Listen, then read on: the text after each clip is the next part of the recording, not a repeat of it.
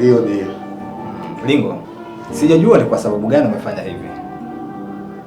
Kwa sababu imebainika kwamba kuna vifaa vimetoka ofisini na vimekwenda kufanya kazi pasipo ridhaa. Na nilipouliza ulisema Sabla ndo amefanya hivyo. Lakini kumbe ni uongo. Maana yake umedanganya kampuni. Sasa kwa taarifa yako, CCTV zinaonyesha kwamba wewe ndio ulichukua vifaa na ukaenda kuvifanyia kazi pasipo ridhaa ya ofisi. Nataka nikuulize kitu kimoja. Hiyo ridhaa umeitoa wapi? Mimi bosi niseme kitu kimoja. Unajua binadamu sisi kusingiziana kupo, umeona? Pengine nao wametulia wamenitengeneza mimi kama AI kwa so mimi mfano wangu tu wamenitengeneza AI. Zipo hizo bosi, usikatae bosi wangu. Umeelewa? Na kama hizo na nini kamera pia zimeniona kabisa kama kamera, nisikatae pia na mimi kwa sababu ni binadamu, umenielewa? Kwa hiyo bosi, naomba unisamehe kusema za ukweli, nimekwama mimi. Unajua Lingo, umeshafanya makosa mara kadha wa kadha na kampuni imekuwa ikikusamehe, na mimi nimejaribu kuishi na wewe kama wewe unavyotaka yani. Sasa basi kwa makosa uliyofanya kampuni na kusimamisha kazi huku ikiendelea kufanya uchunguzi mpaka pale ushahidi utakapokamilika. Naomba bosi wangu usifanye hivyo. Mimi kusema kweli na watoto bosi, na familia na watoto 5 na wasomesha. Naomba bosi wangu, nakuomba uangalie kwa mara nyingine. Usifanye hivyo bosi wangu. Naomba unipe nafasi nyingine. Hii ni barua yako ya kuacha kazi kuanzia leo. Ndio. Naomba toke. Bosi, nakuomba kwa mara nyingine, hata kama kuna ulinzi pale, wewe yuko peke yake mlinzi, na mimi hata kama usafi kule chooni nafanya mimi, naweza bosi wangu. Kampuni na kusimamisha kazi na utaratibu mwingine wote upata pale reception. Naomba utoke ofisini yangu. Naomba bosi wangu, kusema za kweli, naomba bosi, naomba sana univumilie kwa sababu ya watoto tena bibieke Mungu. Yaani nimefeli sehemu ndogo tu, yaani nimefeli.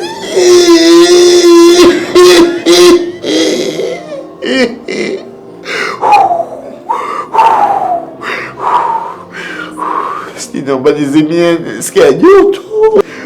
Nalikuta nachanganyikiwa, akili yangu iko hopeless.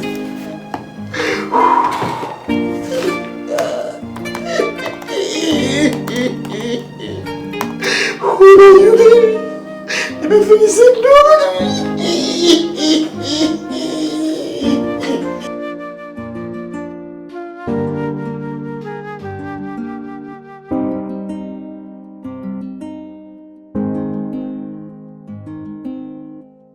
Kitu kimoja kila siku.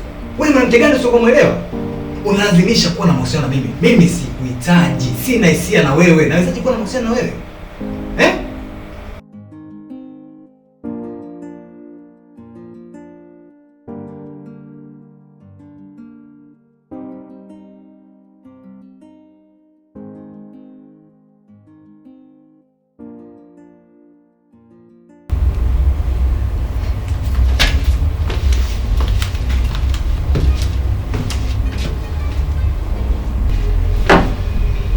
Agnes.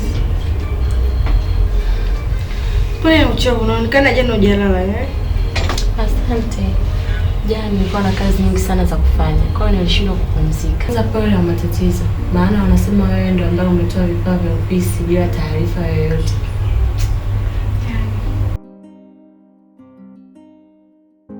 Jamani. Hivi nani anasambaza taarifa?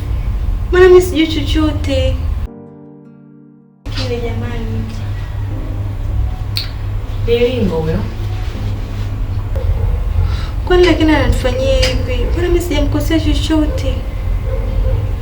Kama hujui shoga yangu, Lingo anakuchukia sana. Hiyo yote ni kwa sababu ya uchu wa madaraka. Anafanya hivyo kwa sababu ya uchu wa madaraka. Umeingilia nafasi yake. Kiukweli Lingo anakuchukia sana.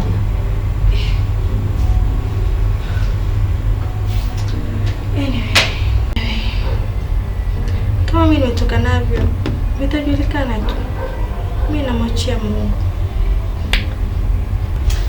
Anyways, nimeitwa na boss. Ngoja kamsikilize. Si upo, naweza nikampigia simu. Usijali, nishaongea naye. Karibu. Aya.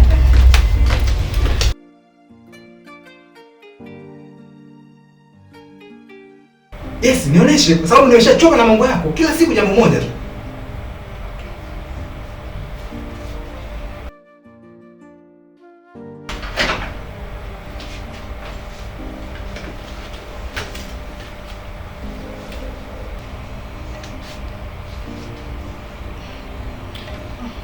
Sorry. Sawa.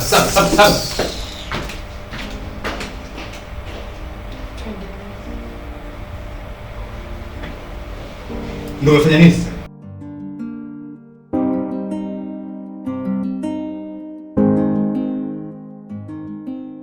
Namba unayopigia haipatikani kwa sasa. Tafadhali jaribu tena baadaye. The number you're calling is not reachable. Please try again later.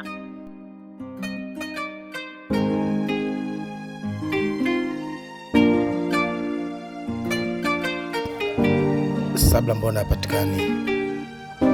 Ina maana atakuwa amebadilisha namba au? Na kwa nini amefanya maamuzi ya kulala na mtu mwingine na kumwacha Chief peke yake? Kwa nini?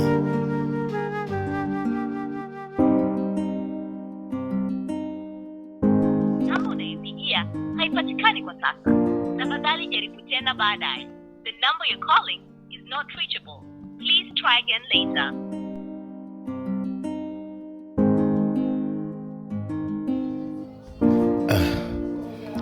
Na kila sababu ya kumtafuta Sabla arudi nyumbani, maana mimi ndo sababishi wa haya yote.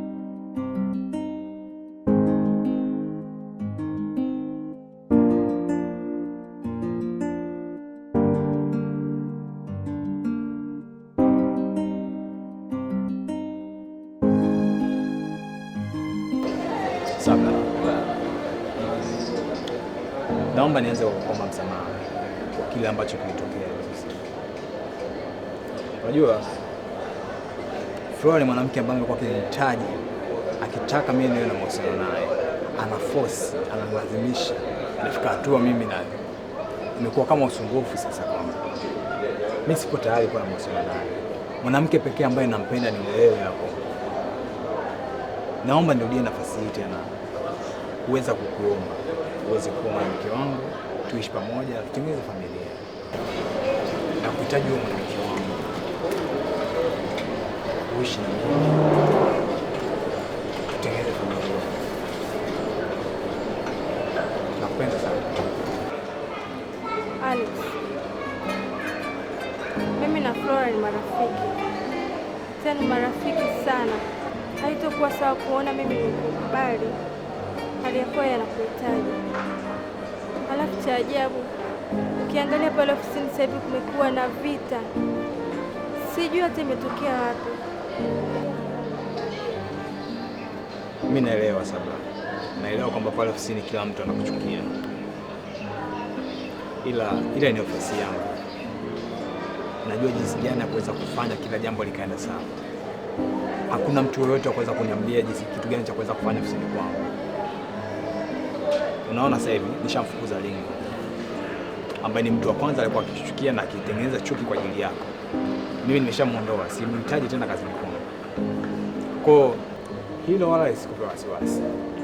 Mimi najua jinsi gani ya kuweza kufanya. I can handle this. Please. Tafadhali. Okay, fine. Ila liweke sawa kati ya mimi na Flora, alafu tutapata nafasi ya kuzungumzia hili.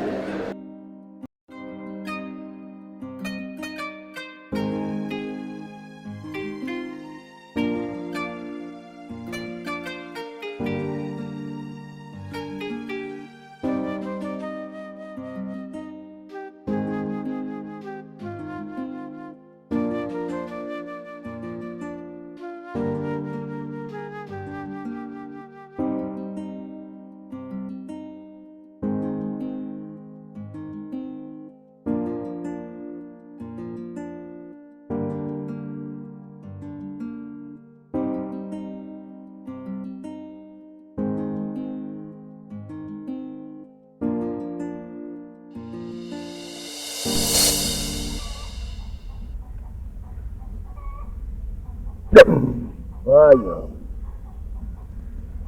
Tekelo mama. Wangoma tekelo mama hii. Tekelo mama. Wangoma tekelo mama hii.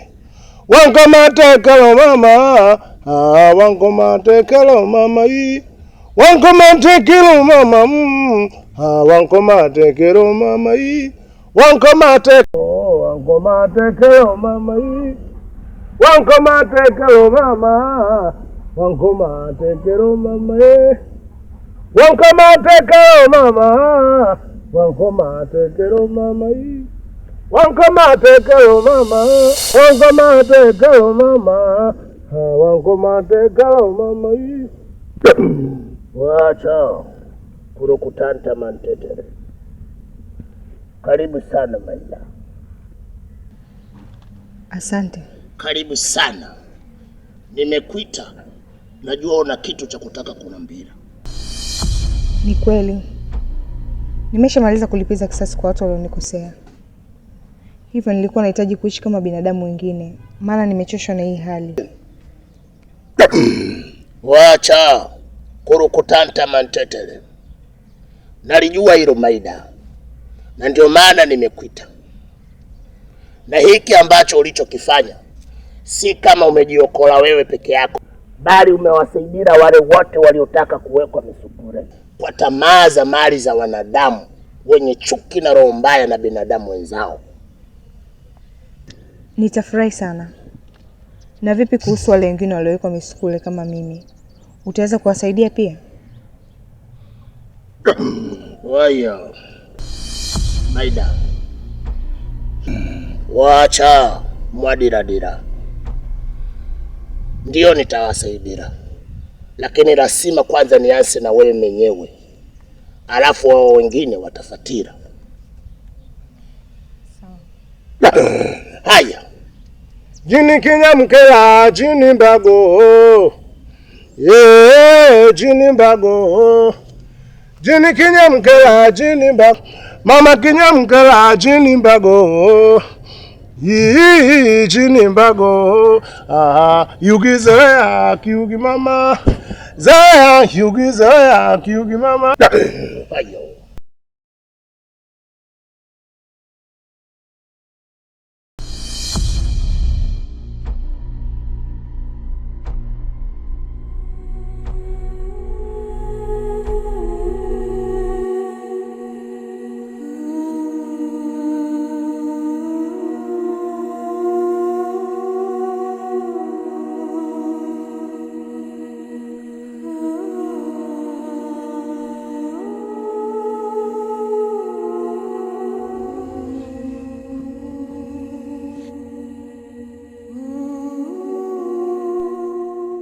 Maida, ni wewe? Ndio ni mimi. Ulikuwa wapi siku zote ambazo nakutafuta? Ni story ndefu.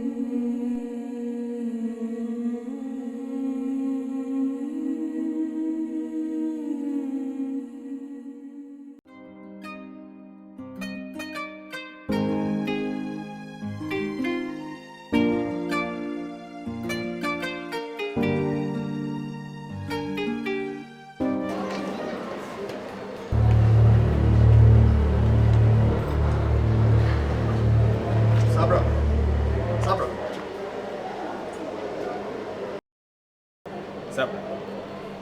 Huyu ni nani? Huyu alikuwa shemeji yangu. Nani? Alikuwa shemeji yangu. Shemeji. Nifai kufahamu. Lakini sasa tusiondoke.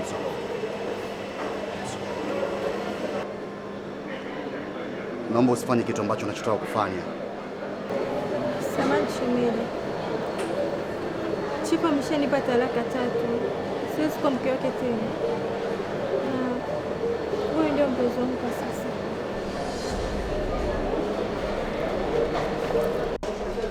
Sabra, naomba unisikilize.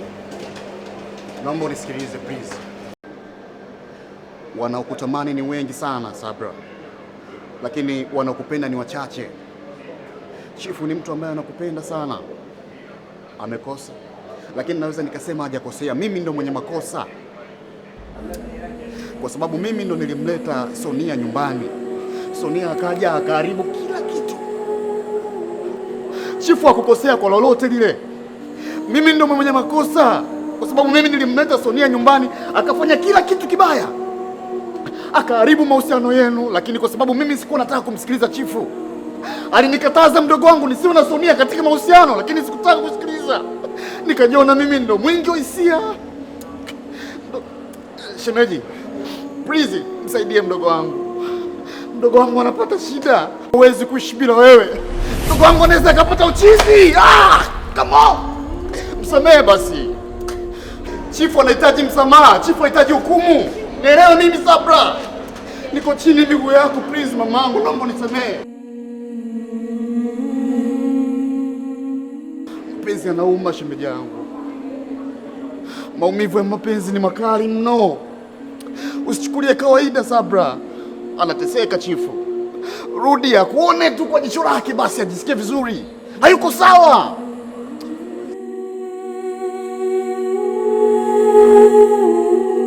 Nakuhakikishia Sabra, kama utashindwa kurudi kwa chifu, basi tegemea chifu atamfuata mwanae Yasir yuko alipo.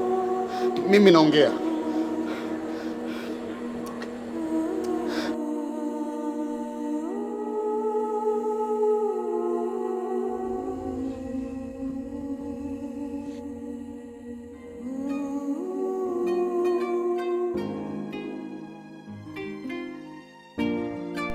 Pole sana Maida. Asante. Nimefurahi kusikia hivyo. Karibu, nisikie uko nyumbani.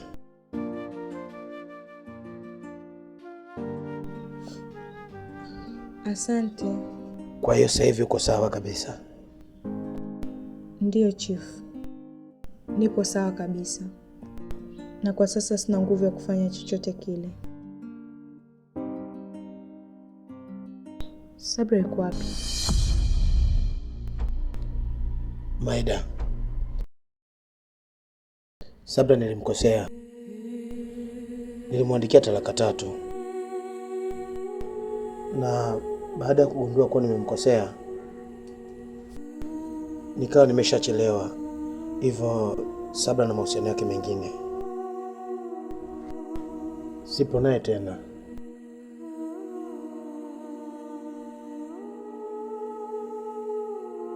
Pole sana chifu. Na vipi kuhusu Yasir? Yupo hapa au ameondoka naye?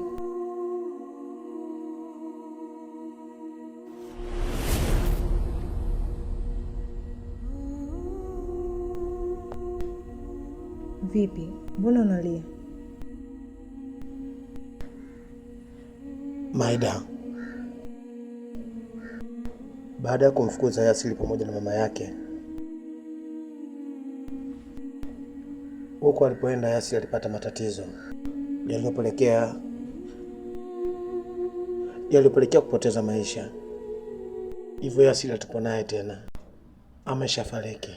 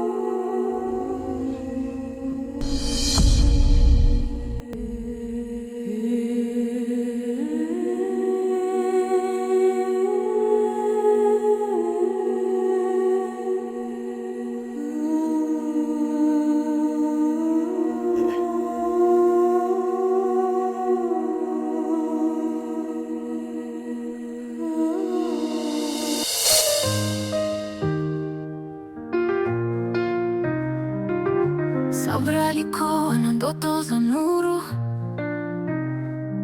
nyumba yenye kelele za watoto wa furaha, lakini upepo wa giza ukampuliza mbali. roho ikapasuka kama kioo cha barafu. Hakuna pa kukimbilia tena, maisha yake yakawa kama wingu jeusi. O Sabra, machozi yako ni bahari, kila tone la machozi